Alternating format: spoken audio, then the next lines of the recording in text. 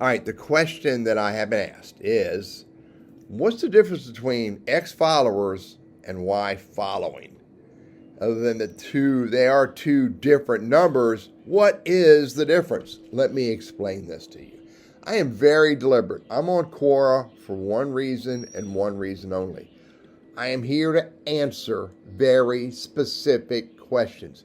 I am not on Quora, right or wrong. I'm not on Quora to learn. It's not why I'm here. So, based on that intentionality, I hope I'm using the right words. Look what I have going on here.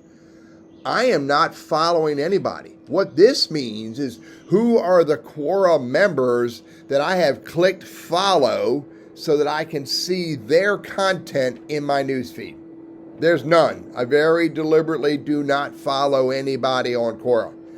However, because I am very intentional about answering questions about LinkedIn and Google at this point, I have 3,540 people who have decided to follow me on Quora because they want to see the content that I produce, typically in answers, related to LinkedIn and Google Workspace.